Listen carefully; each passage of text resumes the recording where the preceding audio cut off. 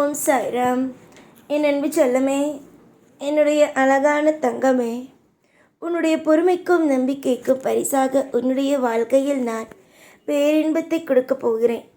எதற்கெடுத்தாலும் கலங்கி கொண்டும் எதற்கெடுத்தாலும் வேதனையோடும் இருந்து கொண்டு இருந்த உங்களுடைய மனதில் ஒரு மிகப்பெரிய ஒரு சந்தோஷத்தை நான் கொடுக்கப் போகிறேன். சந்தோஷம் என்றால் சாதாரணமான சந்தோஷம் அல்ல, மாபெரும் சந்தோஷம் என்ற ஒன்றை கொடுக்க போகிறேன். நிறைய மாற்றங்களும் நிறைய ஏற்றங்களையும் சந்திக்கக்கூடிய காலங்கள் வந்துவிட்டது. நல்ல நேரம் எப்பொழுது வரும்? என்னோடு இருப்பவர்கள் அனைவருக்கும் ஏதோ ஒரு வாழ்க்கையில் ஏதோ ஒரு முன்னேற்றங்கள் இருக்கிறது. ஆனால் எனக்கு மட்டும் ஏன் என்னுடைய வாழ்வில் முன்னேற்றங்களை பார்க்க முடியவில்லை? கஷ்டத்தின் வழிகளை மட்டுமே பார்க்கிறேன். ஒரு நிம்மதியான ஒரு எதிர்காலத்தை என்னால் பார்க்க முடியவில்லை என்று கேட்கிறாய். கண்மணி, உன்னுடைய வாழ்க்கையில் இன்றைய சூழ்நிலை பற்றியே யோசிக்கிறாய். நான் உன்னுடைய வாழ்க்கையில் அடுத்தடுத்த கட்டத்தை பற்றி யோசிக்கிறேன். உன்னுடைய வாழ்க்கையில் இன்றைய சூழ்நிலை உனக்கு பெரிய அளவில் பாரமாகவும் பெரிய அளவில் ஏற்றுக்கொள்ள முடியாத அளவுக்கும் போராட்டங்களை கொடுக்கத்தான் செய்கிறது. ஆனால் இந்த போராட்டங்கள், இந்த வழிகள், வேதனைகள் அனைத்தும் ஒரு நாள் மாறுகிறதா இல்லையா என்பதை மட்டும் வேடிக்கைப்பட்டு பார். அழுததும் உன்னுடைய வாழ்க்கையில் நீ கலங்கி நின்றதும் போதும்.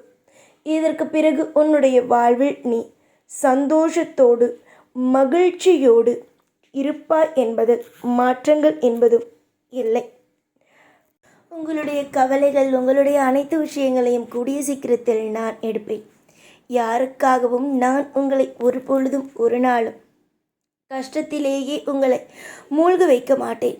நீங்கள் நினைக்கிறீர்கள் அல்லவா, உங்களுடைய வாழ்க்கையை நான் கஷ்டத்தில் தான் வைப்பேன், உங்களுக்கு நிம்மதியை கொடுக்க மாட்டேன், உங்களுக்கு திருப்தியை கொடுக்க மாட்டேன், உங்களை அளவைத்து கொண்டு தான் இருப்பேன் என்பது எல்லாம் நீங்கள் நினைக்கிறீர்கள். ஆனால் உண்மையில் உங்களுக்கு நல்லது செய்யத்தான் உங்களோடு நான் இருக்கிறேன் என்பதை எப்பொழுதுதான் நீங்கள் உணரப்போகிறீர்கள் என்பது எனக்கு புரியவே இல்லை. முதலில் நீங்கள் என்னை புரிந்து கொள்ளுங்கள். உங்களுக்கு நான் நல்லது தான் செய்வேன். உங்களுடைய வாழ்க்கையில் அற்புதத்தை தான் செய்வேன். உங்களுக்கு தேவைப்படுவதை தான் உங்களுக்கு நான் கொடுப்பேன். தேவையில்லாத எதையும் உங்களுக்கு நான் கொடுக்கவே மாட்டேன் என்பதை நீங்கள் நம்புங்கள். ஏனென்றால் எல்லோருக்கும் நான் ஒரு அப்பா. எல்லோருக்கும் நான் நல்லது மட்டும்தான் செய்வேன். எல்லோருக்கும் வலிகளும் வேதனைகளையும் கொடுக்க மாட்டேன். நீங்கள் அனைவரும் நினைக்கிறீர்கள் வலி வேதனைகளை மட்டுமே உங்களுக்கு பரிசாக கொடுப்பேன் என்று. ஆனால் நான் அப்படிப்பட்ட ஒரு ஆள் அல்ல. உங்களுக்கு வலி வேதனையை மட்டும் கொடுப்பதற்கு நான் இல்லை, சந்தோஷத்தை கொடுப்பதற்குத்தான் நான் இருக்கிறேன். நிறைய வளர்ச்சிகள், நிறைய சந்தோஷங்கள், நிறைய திருப்திகள் என்ற ஒன்று இனி வரும் காலத்தில் உங்களுக்கு கிடைக்குமே தவிர உங்களுடைய வாழ்க்கையில் உங்களுக்கு ஒரு நாளும் ஒரு பொழுதும் சந்தோஷம் இதற்கு நான் இடைஞ்சலாகவும் உங்களுடைய சந்தோஷத்திற்கு நான் உங்களுக்கு நல்லதை தராமலும் ஒரு நாளும் ஒரு பொழுதும் இருக்க மாட்டேன். இதை நீங்கள் புரிந்து தெரிந்து நடந்து கொள்ளுங்கள். இங்கு அனைவரும் தெய்வத்தை வழிபாடுகிறார்கள். ஆனால் கோபம் வந்தால் அதை தெய்வத்தின் மீது தான் காட்டவும் செய்கிறார்கள். தெய்வத்தை வணங்கும் நீங்கள் தெய்வத்தை திட்டலாமா? தெய்வம் உங்களுக்கு என்றுமே நல்லதை தானே செய்யும். எப்பொழுதும் உங்களுடைய வாழ்க்கையில் யோகத்தை தானே செய்யும். எல்லா காலமும் நீங்கள் வணங்கும் தெய்வம் உங்களுக்கு நல்ல விஷயத்தை தானே செய்யும். இதற்கு நடுவே ஏன் மற்றவர்களுடைய பேச்சை கேட்டு உங்களை நீங்களே தாழ்த்தி கொள்கிறீர்கள்? உங்களுடைய தெய்வத்தை எதற்காக நீங்களே குறை சொல்கிறீர்கள்? தெய்வத்தை நம்ப ஆரம்பித்து விட்டீர்கள் என்றால் தொடர்ந்து தெய்வத்தை நம்ப மட்டும் முயற்சி செய்யுங்கள். அதை விட்டுவிட்டு நான் தெய்வத்தை நம்ப மாட்டேன், தெய்வம் எனக்கு ஒன்றும் செய்யவில்லை என்று உங்களை நீங்களே ஏமாற்றிக் கொள்வது மட்டும் அல்லாமல் உங்களுடைய வாழ்க்கையில் நீங்களே தவறான பாதைக்குள் நகர்ந்து சென்று விடாதீர்கள். உங்களுக்கு எப்பப்போ என்னென்ன விஷயத்தை சரியாக கொடுக்க வேண்டும் என்பது எனக்கு தெரியும்.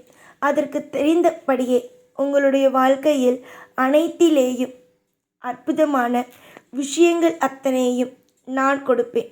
எதிர்பாராத வழி, எதிர்பாராத வேதனை என்பது எல்லாம் உங்களுக்குள் வந்துவிட்டது.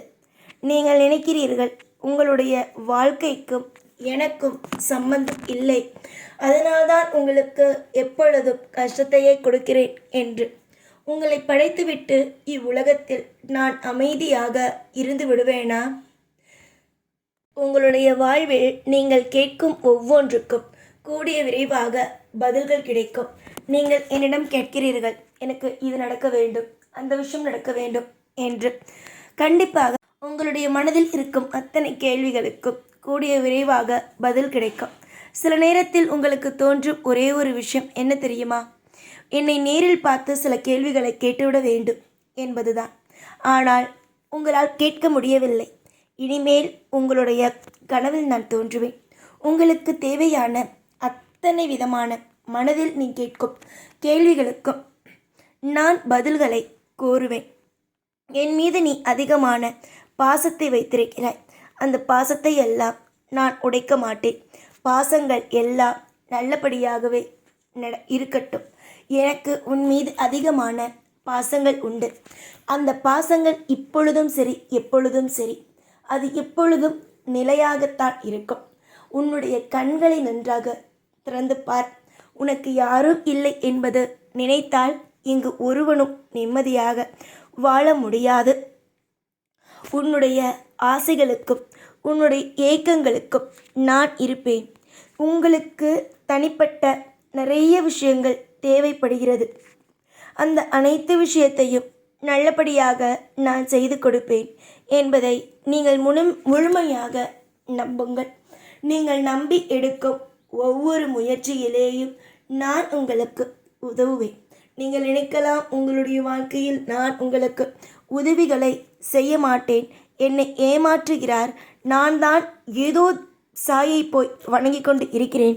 மற்றவர்கள் எல்லோரும் சொன்னார்கள் சாய் எனக்கு உதவி செய்யவில்லை என்று. ஆனால் நான் நினைத்தேன் எனக்கு சாய் உதவி செய்வார் என்று. ஆனால் சாய் எனக்கு இதுவரைக்கும் உதவி செய்யவில்லை. மற்றவர்கள் சொன்னதெல்லாம் உண்மையாகி விட்டார் சாயி என்று நீ நினைக்கலாம். ஆனால் மற்றவர்கள் வேறு, நீ வேறு.